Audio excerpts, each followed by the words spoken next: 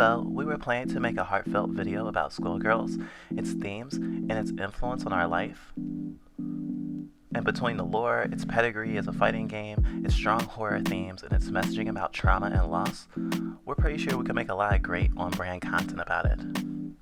However, this week has been very historic, and not relating Skullgirls to anti-capitalism when we just realized we could make an anti-capitalist reading of it felt wrong.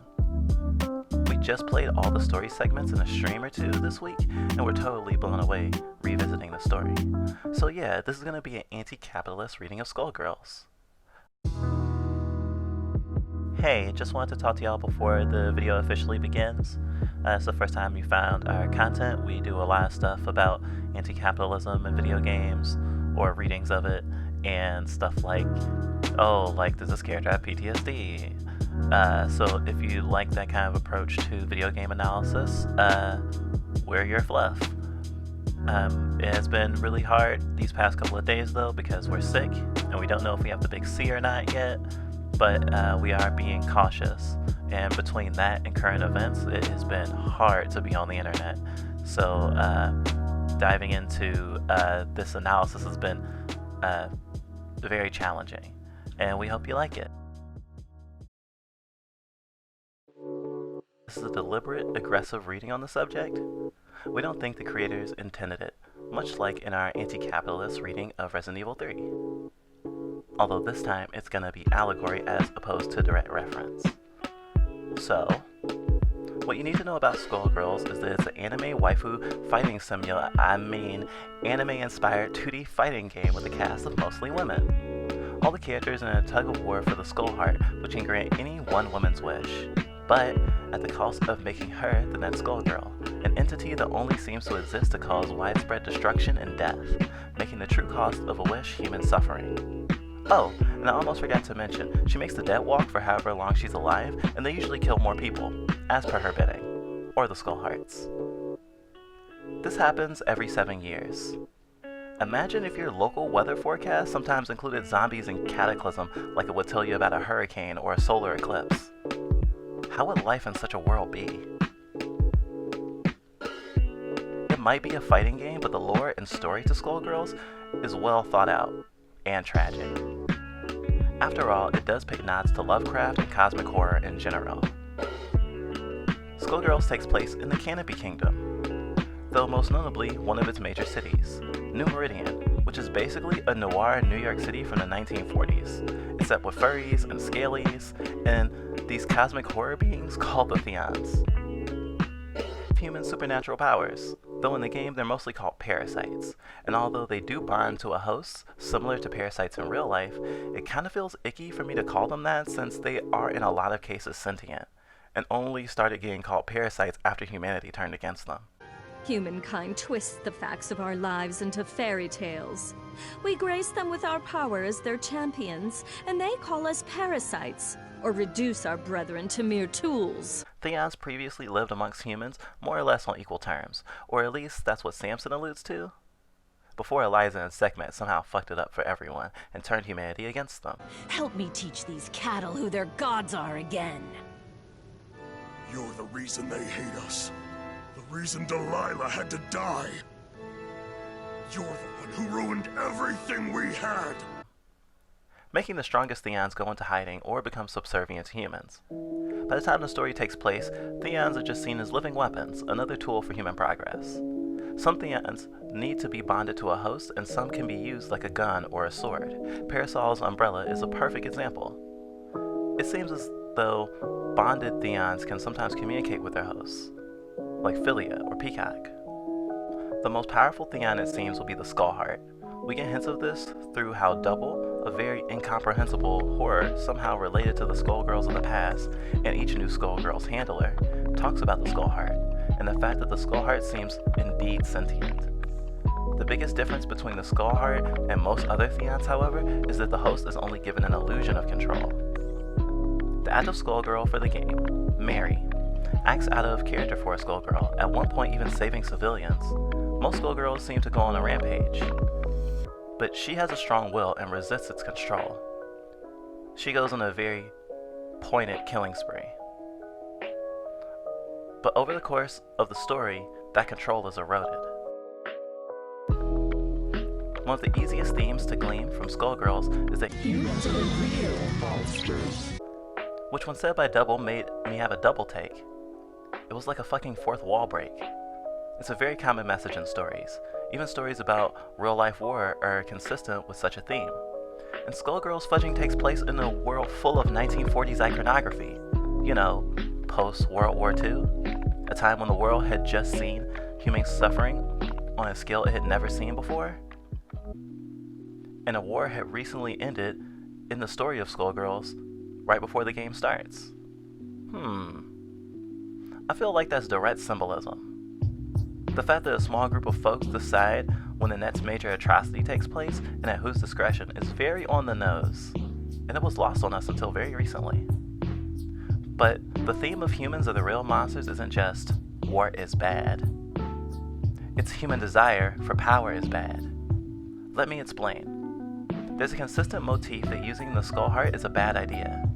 After all, 10 of the so characters that could use the skull heart, only 3 do. And one of them just wishes to be the Skullgirl instead of asking for anything because she knows that her wish will blow up in her face. All the other characters with a chance for a wish reject it, and most try to destroy it. Not all because they realize it's a bad idea, but the emotional through line is that they are all better off without it. And for those who do make a wish, it's painted pretty somberly. And even the 2 quote-unquote good wishes that are made, which are both for another person, Philia to give Carol her life back after her horrific experimentation, and Parasol for her sister not to become a Skullgirl, and as a consequence not die, still has a selfish element. Philia had guilt for Carol becoming Painwheel, and Parasol doesn't want someone else she loves to become a Skullgirl like her mom did, which obviously traumatized her. Of course, our thoughts of seeing these 2 girls' endings were that they didn't really help the ones they wished for. They just staved off their suffering, and when they do suffer again, it'll be worse. Philia's friend was given a normal life, but she's still referred to as Painwheel, and it's obvious that the Skullheart didn't reverse her being experimented on. So, Carol will likely have to fight Philia when she becomes the next Skullgirl, because she was turned into a weapon specifically to kill one, which will destroy her life of normalcy all over again. And Parasol starts battle training her sister the day after she saves her life, presumably to battle the next Skullgirl. You know, her. Umbrella, Parasol's sister, will probably be in grief over killing her sister in 7 years' time, and will likely make a wish anyway. And even though Parasol's wish was for her sister to never become a Skullgirl, the Skullheart is kind of shown to not really care about granting your wish, as much as it cares about getting a new host, to the point where Double was going to kill Mary for not following the Skullheart's orders, even though her wish was for the power to kill, or the chance to kill, all of the Medicis, the crime family that controls New Meridian, and almost killed her friend Patricia. But it doesn't matter. The Skullheart wants obedience and doesn't care about your desires, even if they would cause more death. Okay, now this is the point where the capitalism allegory starts to shine. So a new Skullgirl resurfaces every 7 years, and there's a conspiracy, mostly puppeteered by Double, of whom takes orders from someone or something else, to make sure someone makes a wish every 7 years, and becomes the next Skullgirl. All the death that heralds the Skullgirl's rampage seems incidental. It's gonna happen regardless, but that's not the point, it seems. As noted by Mary's very personal killing spree being an annoyance worthy of death by Double. Now the wish itself is just bait to get someone bound to the Skullheart, as evidenced by the Skullheart is bad motif, and Double advocating for many characters to make a wish, while she incidentally always seems to know what the character's desires are, or at the very least, she seems to be influencing the circumstances of the characters in order to goad them into making a certain kind of wish. All of which comes from a place of pain and loss. And Double doesn't only manipulate folks who could make a wish, but anyone that could contribute to further misinformation about the Skullheart, or could cause more wish-inducing tragedy. Pain and loss are closely related to the cycle of Skullgirl. Outside of the characters who are candidates for being the next Skullgirl, we see death and loss being a common instigator for a wish in past Skullgirls as well. One Skullgirl, a queen in ancient times, made a wish after her 2 daughters were killed, Squiggly's mother was a Skullgirl who made a wish to bring her family back to life after they were slaughtered by the Medicis during her own birthday party. This betrayal only happened because the Medicis found out she had the Skull Heart and viewed it as a balance of power shift between the two crime families. Funny thing is, she received the Skull Heart as a gift during her birthday party from Double in disguise. So it seems that sadness and desperation are usually what foster a Skullgirl's wish, and what the folks behind the scenes want potential Skullgirls to have on their minds when they attempt one. We thought it was starting to sound a lot like capitalism when we saw these plot points.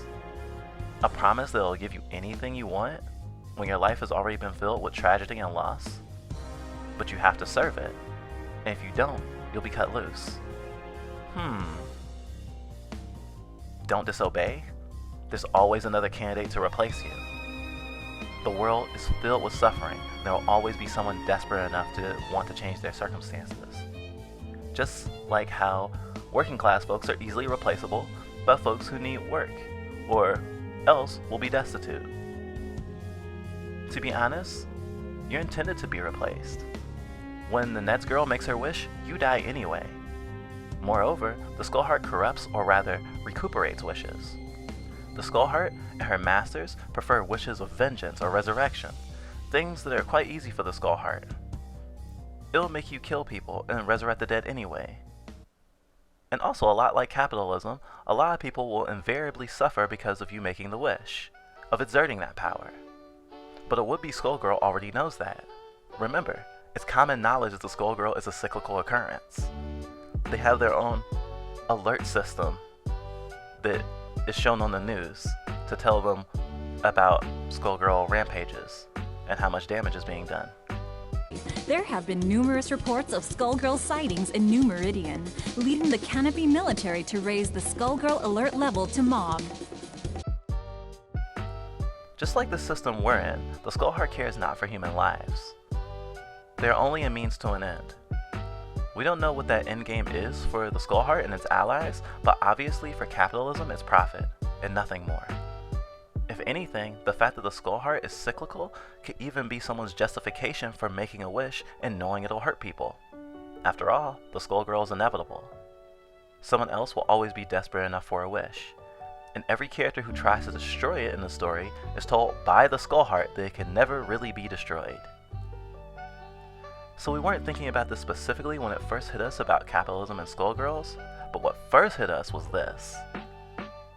And I guess it just shows that you, no matter what you think is right, the Skull Heart will just recuperate that into something bad. At that point, it's like, oh, well, we can't do anything to change it. I guess it's just a perpetuating cycle.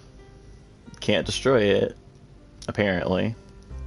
You can't wield it for good. No matter what you think you can get in it, it'll always be corrupted and used to just benefit the system. That the Skull Heart represents power, seemingly absolute power. The power to help those you love or hurt those that made you suffer, and so much more. But absolute power absolutely corrupts, and by the very nature of the Skull Heart being able to give you anything, it's feeding you a lie that goes down like the sweetest poison. The lie of absolute control. Power to give you anything does not exist, and anything approaching that would be abusive. Like how people who are wealthy commonly come to think that since everyone needs money, and they have money, they can get people to do anything they want. Like we're all told by the cult of capitalism that if you work hard enough, you can have whatever you want. Only a few people ever get it. And all those that do have no reason to care about the suffering of the world under the power they wield. Because without that power, they'd be just like everyone else again.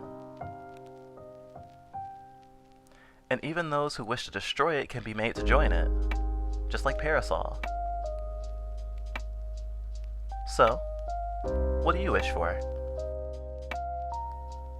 Capitalism can give you anything. Don't be shy. Someone more desperate might be right behind you.